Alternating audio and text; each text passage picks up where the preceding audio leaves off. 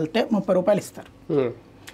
వాళ్ళకేమనిపిస్తుంది, నేను చూసిన ఒక అమ్మాయి ఉంది, ఒక పని అమ్మాయికి వాళ్ళ కూతురు ఉంది. స్కూల్లో చదువుకునేటటువంటి పిల్లని తీసుకొస్తుంటే ఇంటికి తీసుకురాబాక, ఇంటి పనులు వద్దు, చిన్నపిల్ల చదువుకోవాలి, చదివించు అని చెప్పాను. అప్పుడు మా ఇంటి దగ్గరికి తీసుకురావడం మానేసి వేరే ఇళ్ళ దగ్గరికి పంపించింది, కూలి పనుల దగ్గరికి.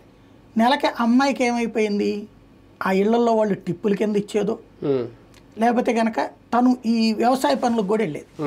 వెళ్తే 30 రూపాయలు 50 రూపాయలు రావడం మిగిలినాయి. వాళ్ళ అమ్మతో పోటీ పడి నేను సంపాదిస్తున్నానన్న ఫీలింగ్ వచ్చేసి అంతా బాగానే ఉంది. 16-17 కల్లా పెళ్లి చేసి పడేసారు. ఆడపిల్లలని అట్లాగా 4 రూపాయలు సంపాదించుకోవడం అలవాటు చేసేసి వేరే పని చేసేవాడికి ఇచ్చి పెళ్లి చేసేయడం ఒక ఆస్పెక్ట్ నడుస్తుంది పేదల్లో.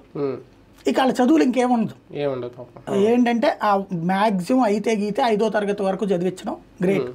ఎందుకంటే ఆ 5వ తరగతిలో పిల్లల్ని పెట్టుకోవట్లేదు కాబట్టి పనులకి. ఇదివరకు అట్లా కూడా పెట్టుకునేవాళ్ళు చిన్న చిన్న పిల్లల్ని కూడా.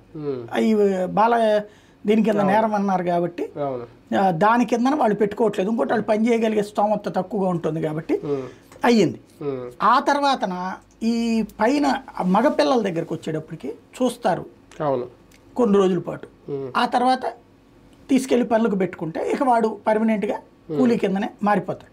అది వ్యవసాయ కూలీనా లేకపోతే భవన నిర్మాణ కార్మికుడే. ఇది వాళ్ళకి చదువు మీదన, చదువు అంటే ఇది మన పిల్లలు ఎట్ట ఎదగాలి ఈ రూటు ఉండదా అంటే ఉంటుంది. మన దగ్గర ఆ స్తోమత లేదు, మనకెందుకు ఆ గోల. అది బాగా చదవాలంటే ఏదో బాగా చదవాలంటే బోల్డ్ అంత ఖర్చు పెట్టాలని మనం ఏడ చేస్తాంలే అబ్బా, మన పిల్లగాడికి అంత నాలెడ్జ్ కూడా లేదు, అంత జ్ఞానం లేదు అనేస్తారు వాళ్ళు. అలాంటి వాళ్ళకి అమ్మా నువ్వు ఏం చెయ్యొద్దు, డబ్బులు నేనే ఇస్తా, ఆ స్కూల్ బాగు చేస్తా, అక్కడే చదువుకో, నీకు మీ గవర్నమెంట్ స్కూల్లోనే చదివించుకో, లేదు నా గవర్నమెంట్ స్కూల్ నచ్చకపోతే ప్రైవేట్ స్కూల్కి వెళ్ళు, ఓ 15,000